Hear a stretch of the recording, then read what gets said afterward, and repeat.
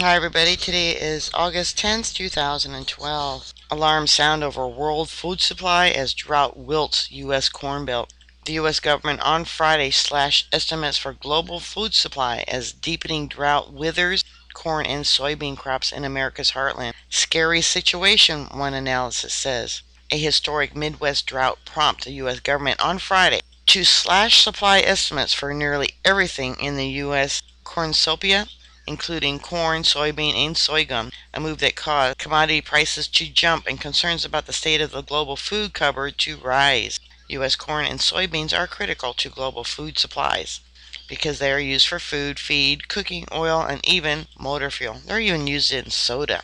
Reduced supply and higher prices mean that poor, import-related nations may not be able to replenish their food stocks. This is shocking, Dan Basie, president of Ag Resources, said during a conference call on Thursday, ahead of the World Agriculture Supply and Demand Estimate report from the U.S. Department of Agriculture. This is getting people in the United Nations very concerned.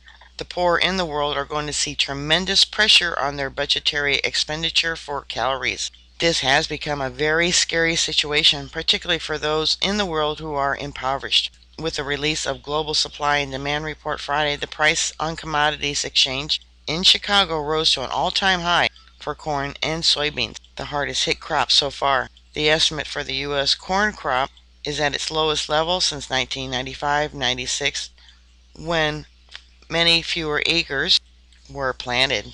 The report piggybacked on the release Thursday of the United Nations Food and Agriculture Organization Food Price Index, which showed global food prices rising by 6%, largely because of the U.S. drought. Untimely rains in sugar production, Brazil, and dry conditions in Russia's wheat belt too have taken a toll.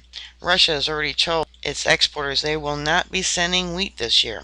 The hottest July on record in the lower 48 and scant rainfall have created the widest U.S. drought since 1956, wiping out much of the corn and soybean crops, which are used globally and domestically for food, feed, and ethanol products. In the U.S., which is the world's top exporter of corn, more than half the crop is now considered in poor condition. The Agriculture Department on Friday slashed yield estimates by 12%, from 146 bushels per acre to 123 bushels per acre.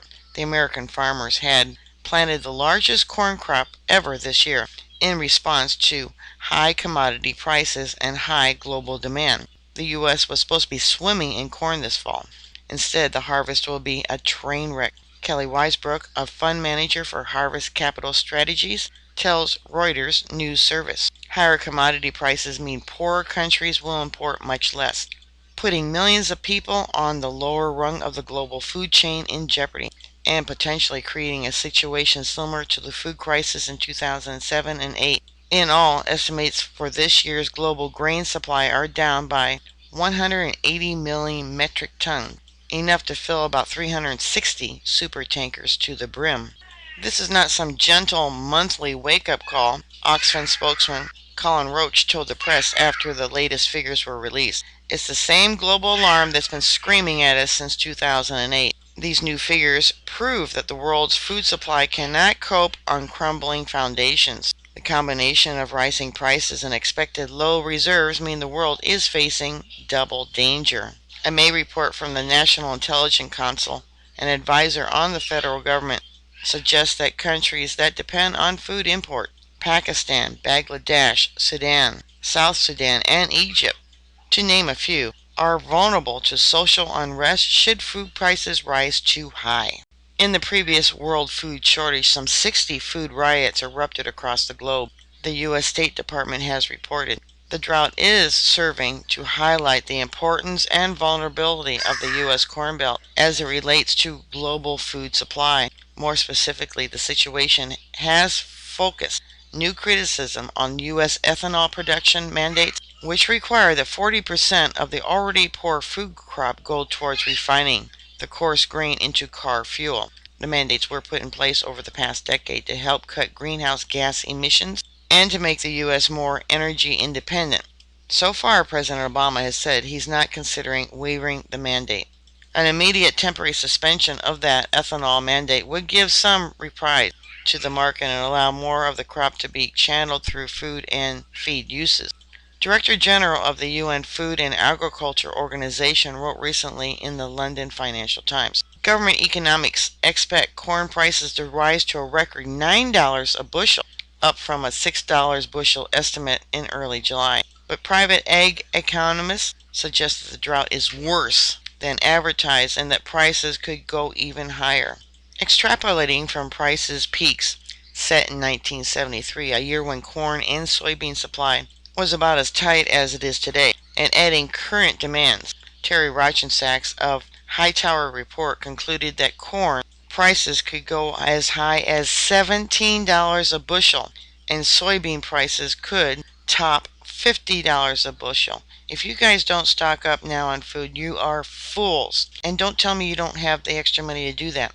I think you can find extra money to buy some extra food and just keep it just in case. Look what a movie costs. You go out to a movie, there's $50 right there. That could go for food. Turn off a light, cut back on power, walk to the store instead of driving. The article goes on to say such prices could make some farmers and commodity traders wealthy, but they could be devastating for the poor food importing nations. This could cause a war, you guys. Desperate people will do desperate things, and when it comes for food for your children, people will do just about anything. $17 a bushel for corn, $50 a bushel for soybean. Don't wait until it happens to do something to protect your family. The U.S. leads the world in exporting corn, soybeans, and wheat, and the surging prices are expected to be felt across the international marketplace, hurting poor food importing countries, said the study by British charity Oxfam issued ahead of this week's UN report. However, the FAO did not note that its overall food price index for July remains well below the peak reached in February 2011, suggesting that countervailing forces, including lower beef prices, may yet starve off a repeat of 2007 and 2008 global food shortage. Yeah, right. Yeah, they're going to get rid of their cattle because they can't afford to feed it. So there'll be a glutton in beef for, a month, and then beef is going to skyrocket. Alright, bookmark my site. I'll keep everyone up to date. Stay safe, and I'll talk to you later. God bless you all. Bye.